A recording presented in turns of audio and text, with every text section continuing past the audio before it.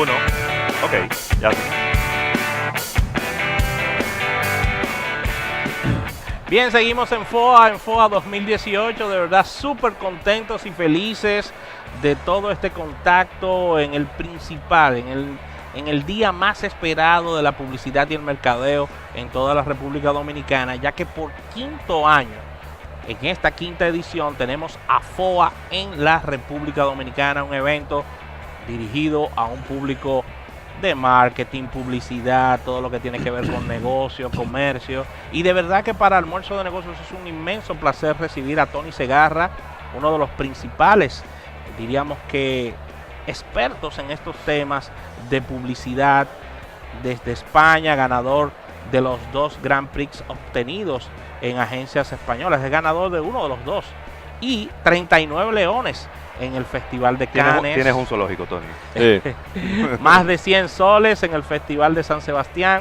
Cuenta con una trayectoria importante dentro del mercado de publicidad española, un mercado que de verdad que ponderamos bastante. Se ha desempeñado como creativo de agencias y grandes triunfos, y ha fundado también Casa de Val, Pedreñó también, y dejando esta última en abril del 2017, iniciando con su socio Luis Cuesta, familia de José Luis Ravelo Cuesta, una exploración de trabajos en la búsqueda de construir relaciones efectivas entre las marcas. Así que tardaríamos las 2 horas del programa hablando del currículum de Tony Segarra, pero para nosotros es de verdad un inmenso placer recibirlo hoy en Almuerzo de Negocios. Bienvenido, Tony, a República Dominicana. El placer es mío y el honor es mío sobre todo, por Tony, estar acá.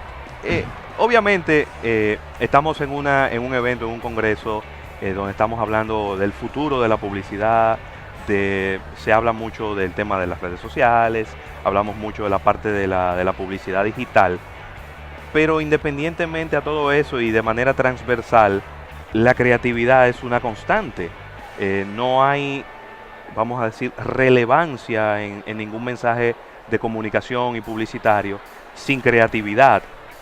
¿Cómo ponderarías tú que ha cambiado, si es que ha cambiado, en la manera de cómo hacer creatividad después del auge de las redes sociales? Bueno, para empezar, entender que la creatividad es importante en la publicidad, en la comunicación y en la radio, y en la vida. En la vida. O sea, y obviamente nosotros aplicamos la creatividad a tratar de vender, o sea que al final es creatividad aplicada a una cosa muy concreta, que es la venta. ¿Cómo ha cambiado? Yo diría que el gran cambio y el gran riesgo, por otro lado, es la fascinación con la tecnología. Es decir, yo creo que hemos pasado de un entorno en el que, bueno, existía, como estamos viendo, la radio, que siempre existirá, y siempre ha existido, siempre existirá, sí, o la televisión, y por tanto, digamos, el foco estaba puesto en qué mensaje yo introduzco en esos medios que están ahí, que siempre han estado ahí, que siempre estarán. Y hoy el mensaje ha dejado de ser tan importante para pasar a ser importante el qué hago en Facebook, qué hago en Stories de Instagram, qué hago en una red social determinada, sí, qué hago. Entonces, digamos, el aparato, la maquinaria, la anécdota finalmente se ha convertido en lo relevante, ¿no? Yo creo que en algún momento la fascinación por la tecnología se nos pasará y volveremos a recuperar una cierta sensatez, pero creo que siempre fue importante qué decir y no tanto dónde lo dices, ¿no? Claro. Y disculpa, sí, Rafael, porque decías algo que me llamó la atención. Dices la radio, la televisión, la prensa. Existió, existe y existirá. Y ahí quiero preguntarte, porque hay mucha gente que habla de que la televisión abierta, como la conocemos, desaparecerá. Y que Netflix, y que YouTube, y que Hulu la sustituirán y que ya no tendremos programas de televisión abierta como conocíamos siempre.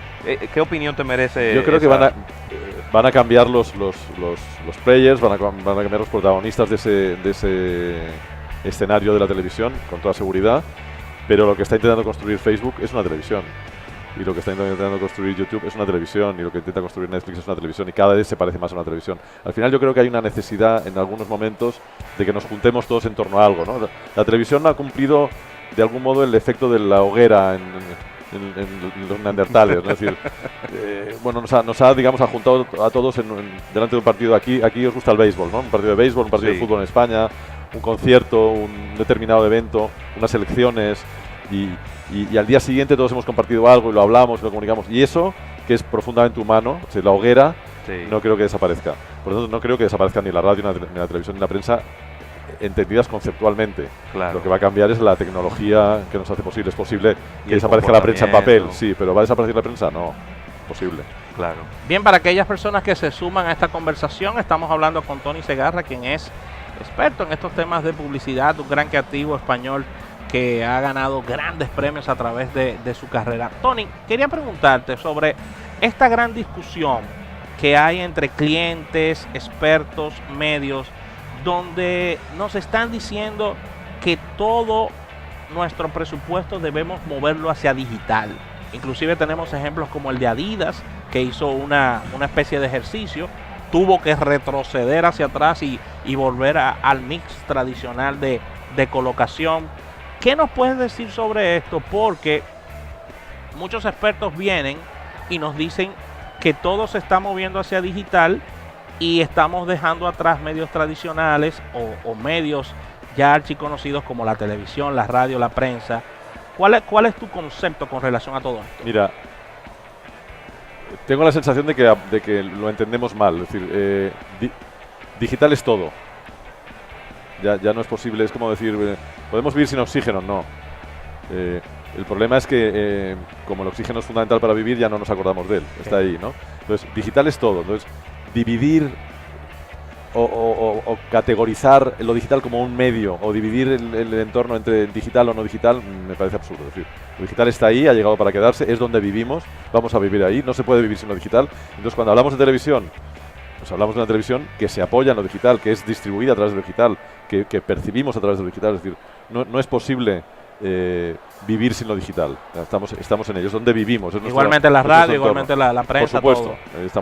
Hoy seguramente habrá gente que estará viendo en directo el programa y otra gente lo irá otro día, y los medios con los que trabajáis son distintos porque son digitales. Por tanto, lo primero que habría que hacer es no tratar de dividir el mundo.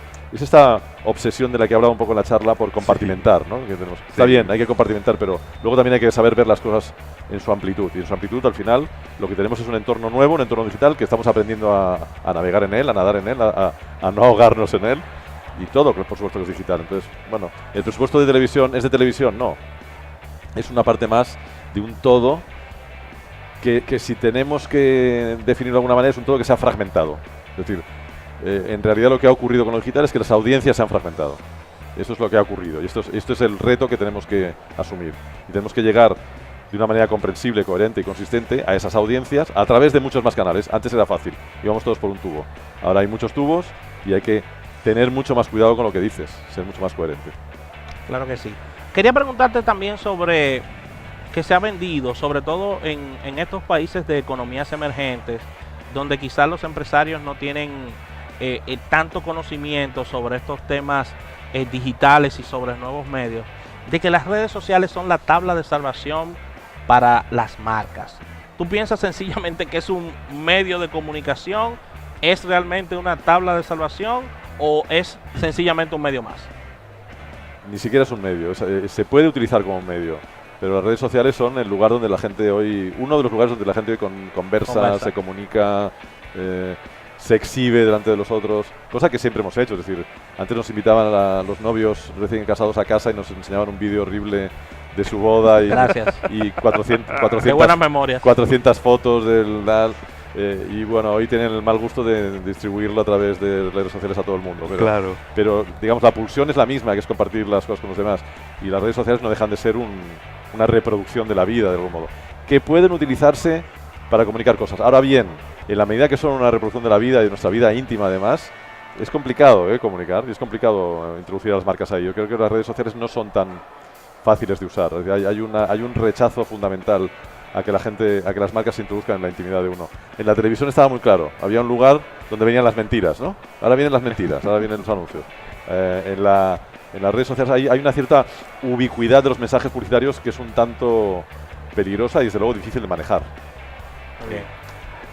Tony, habiendo obtenido tú con tu equipo muchos leones de Cannes, que es el festival de creatividad más prestigioso de todo el planeta, pudiéramos quizá inferir de que de alguna manera conoces la clave, ¿no? Y la manera de cómo ser exitoso en un festival como Cannes. Pero para los que le damos seguimiento año tras año, nos damos cuenta de que Cannes cambia y evoluciona año por año.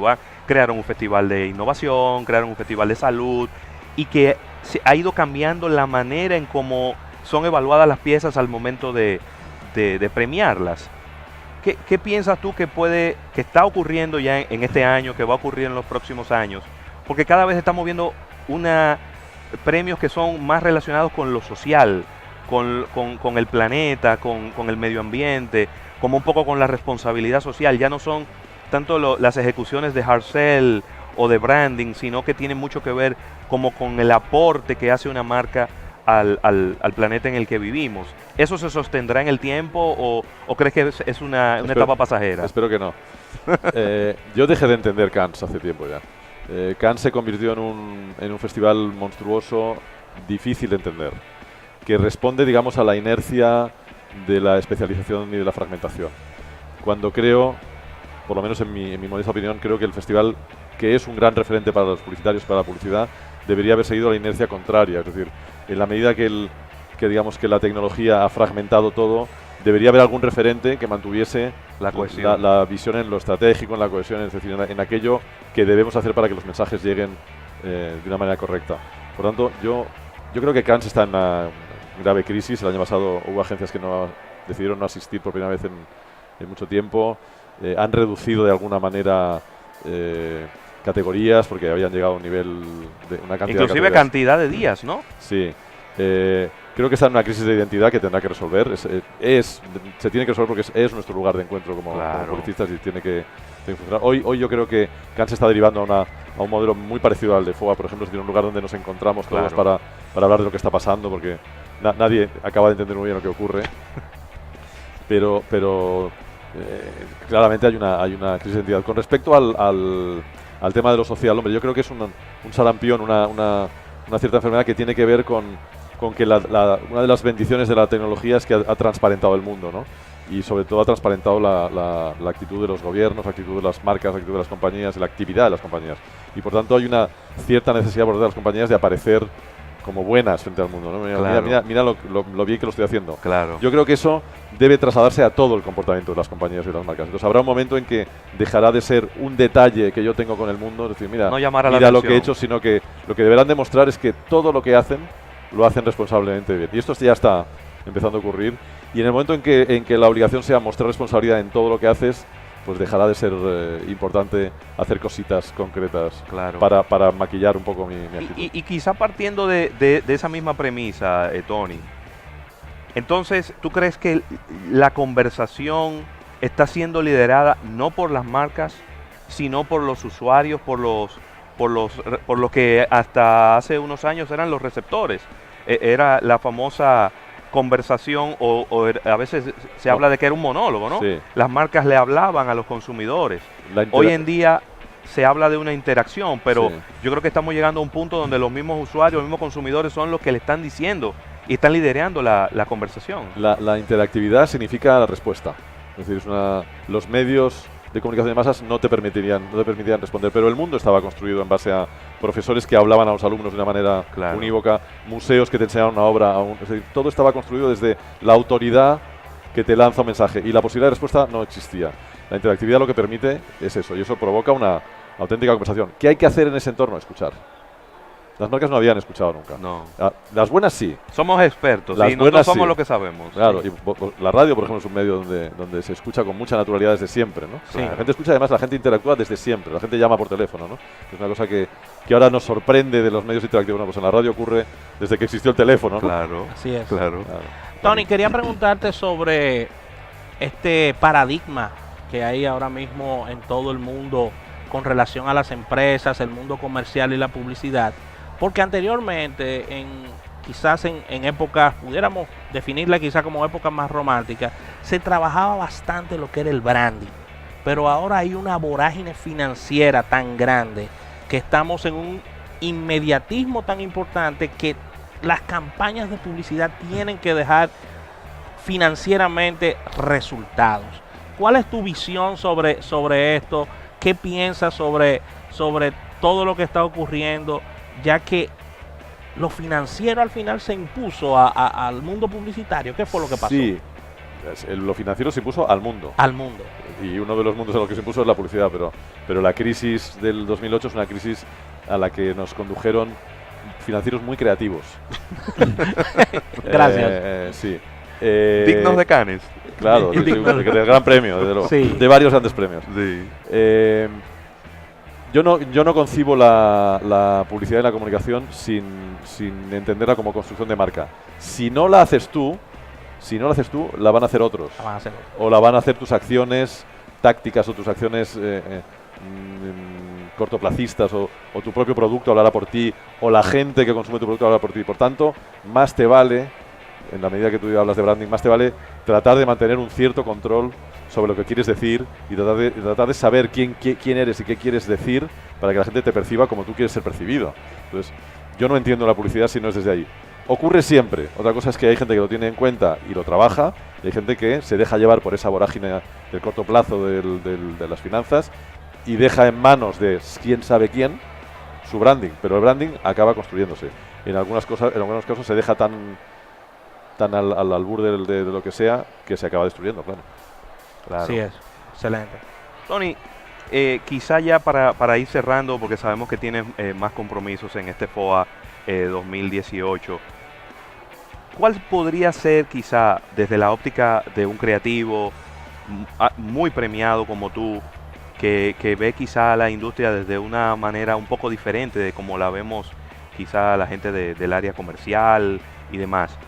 ¿Cuál podría ser la clave para hacer una comunicación efectiva hoy y mirando hacia el año que viene, los próximos años, en vista de que las cosas cambian tan rápido hoy en día, ¿no? Mira, ¿Cuál podría ser esa clave? Yo he dicho en la charla que hoy las marcas y las compañías se enfrentan a problemas filosóficos. Es decir, la transformación digital, la transformación tecnológica, la globalización, lo que ha provocado es una transformación del entorno en el que las compañías y las marcas viven. Y por lo tanto hay que volver a replantearse las preguntas fundamentales. Es decir, claro. ¿Quién soy? ¿A dónde voy? ¿De dónde vengo? ¿Cómo me llamo? Y creo que sin eso, sin un conocimiento muy claro de, en este nuevo entorno, qué parte de lo que yo he sido siempre funciona y qué parte no funciona y hacia dónde tengo que derivarlos, es decir, sin una reflexión estratégica profunda, que tiene que ver, insisto, con una reflexión filosófica profunda, Claro. no habrá posibilidad de comunicar correctamente en un entorno muy complicado, muy difícil, muy variable, donde más que nunca la estrategia es fundamental. Es decir, cuando solo teníamos la televisión, la radio y los medios masivos, digamos, era muy fácil decir una cosa y que la gente la creyera. Claro. Ni siquiera tenía que estar bien dicha. Al final, todo el mundo la acababa viendo y todo el mundo la acababa creyendo de algún modo, por repetición. Sí. Hoy eso es prácticamente imposible. Por tanto, si quieres que se construya una percepción coherente de ti mismo, una percepción cercana a lo que tú quieres aparecer delante de los demás, hay que hacer estrategia. Entonces, ¿qué toca hoy? Hacer estrategia, pensar en ello. ¿Qué nos está haciendo? Eso. Sí. No se está haciendo. Sí. ¿Pero por qué? Y entonces ahí... Por la inercia cortoplacista, por la fascinación de los cambios, de lo nuevo, hay que estar aquí, tengo que hacer algo Estamos más preocupados por montarnos en una ola que en crear nuestra propia ola. Mi abuela, que murió con 101 años y que había vivido todo, ella decía que por mucho que se inventaran ahora, nunca iba a haber una época de progreso como la suya, que vio llegar el coche, el avión, la luz eléctrica. Yo cuando me dijo la luz eléctrica dije, ¿tuviste llegar la luz eléctrica a tu casa? Sí, en el pueblo, de pronto un día vinieron a instalar una bombilla en el comedor de casa. ¿Y qué hacíais? Y ella decía, encenderla y apagarla. Claro, mientras la fascinación te dura, lo que haces es encender y apagar. Claro. Habrá un día en que ya sabrás que se enciende cuando se va la luz de fuera, tal, pero ahora mismo estamos encendiendo y apagando. La fascinación se te va cuando llega la factura. Encendiendo y apagando bombillas, es lo que estamos haciendo la mayoría de las veces. Hay marcas que no, hay marcas que desde siempre han entendido que la estrategia es fundamental y la siguen utilizando, pero hay muchas que están muy confundidas. Estamos, porque también los publicistas estamos muy confundidos siguiendo señuelos que la mayoría de las veces son falsos. Y hay que decirlo, que los publicistas, vamos a decir, en la mayoría de las veces no pueden trabajar, vamos a decir, a la deriva. Yo no sé. Necesitan un brief, ¿no? Yo necesito un concepto para cruzar la calle, ¿no? Claro, un brief. Si el cliente tiene que decirte que... Pero más allá de un brief, ese brief tiene que llevar a un concepto, tiene que llevar a un rumbo. Y sin ese rumbo no se puede hacer nada. Es decir, yo no puedo trabajar sin un rumbo. y una marca no debería poder trabajar sin grupo. Es altamente arriesgado. Claro, Altamente porque a donde llegues Claro. la hiciste, la pegaste, ¿no? Porque no Vaya, tienes rumbo. les pasaría lo que a Colón, ¿no? Que iba a las Indias y acabó acá. Y llegó aquí. Ya para finalizar por mi parte, no es un secreto para nadie, sobre todo en Estados Unidos, lo que está ocurriendo con las empresas de retail, que han estado cerrando tiendas, que las personas se están moviendo hacia segmentos digitales de compra. ¿Tú piensas que la publicidad ha tenido también un poco de mea culpa con lo que está pasando, que ha sido un evento, diríamos, que se venía a esperar, o si la publicidad no tiene nada que ver con lo que está pasando, por ejemplo? Yo creo que el problema del retail es sobre todo un problema creado por Amazon y que va a ser más grave.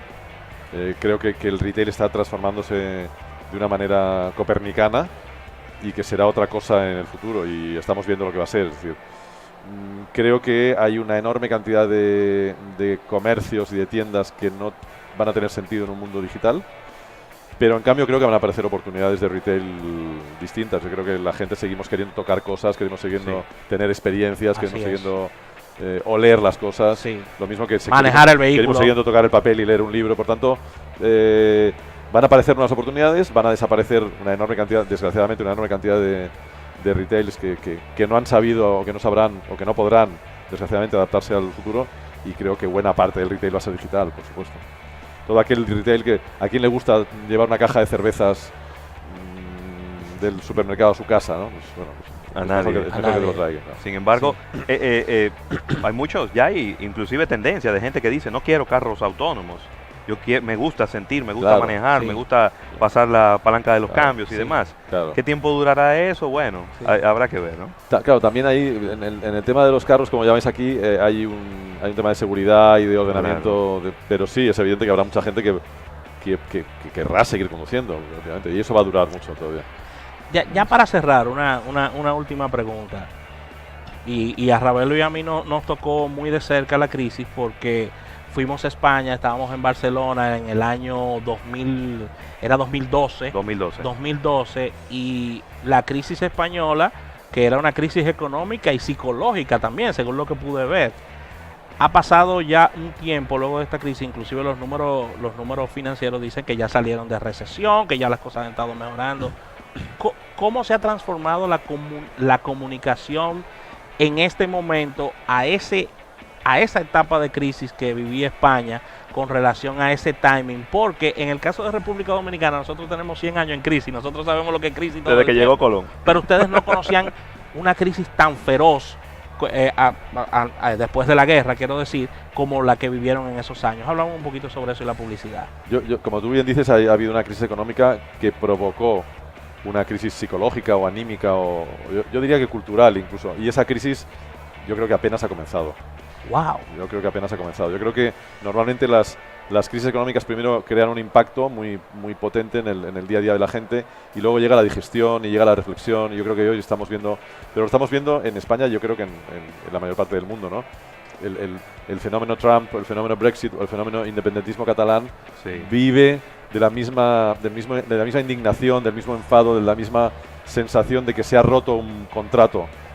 Se ha roto un contrato social, se ha roto un pacto que existía, que nos hacía convivir, y que la globalización, la disrupción tecnológica, la crisis económica, la falta de credibilidad de los partidos, la nueva aparición de marcas que construyen casi el gobierno del mundo desde otro lugar, desde otro lugar, eso hace que la gente esté exigiendo claramente a los que nos gobiernan, a los partidos políticos, a las marcas, que nos digan cuál va a ser el nuevo contrato, ¿no? Y hay que construir ese nuevo contrato. No está construido, hay que imaginar ese nuevo contrato. Podemos intuir algunas cosas, y lo que hay ahora mismo yo creo que es una enorme indignación en España, yo creo que en Europa, yo creo que en el mundo en general. Quizá, es verdad que lo que dices, quizá vosotros en Latinoamérica tenéis la desventaja de haber vivido siempre en crisis, pero también la ventaja de saber vivir en un entorno Claro. movible, Sí, claro. y tenéis La una crisis mayor no nos- agilidad, ¿no? La crisis no nos sacude. Bueno, y eso en ese momento está dando una cierta ventaja, pero sí, Sí. sí yo diría que la crisis de conciencia ahora llega fuerte a España. Bueno, Excelente, Tony. Bueno, señores, de verdad, Tony Segarra, muchísimas gracias Gracias por a su vosotros, tiempo. un honor. Gracias por estar aquí en Almuerzo de Negocios, uno de los creativos publicitarios más prestigiosos, pero también... Eso dicen mis amigos. Exacto. No le preguntaremos a tus enemigos, no te preocupes. Qué bueno. Y que nos está acompañando en este FOA 2018. Muchas Muchísimas gracias por tus felicidades por el impresiones. programa, felicidades por el FOA y felicidades por todo. Y ojalá que Gracias. en la próxima puedas estar por aquí disfrutando de unas playas, ¿no? De unos Bueno, puros y mañana demás. tengo libre, así que voy a ver cada uno. buenísimo. Pero eso es una buena noticia. Excelente. Muy bien. Bueno, Gracias. vamos a un break comercial y cuando regresemos venimos con más entrevistas en este Almuerzo de Negocios directamente desde FOA 2018.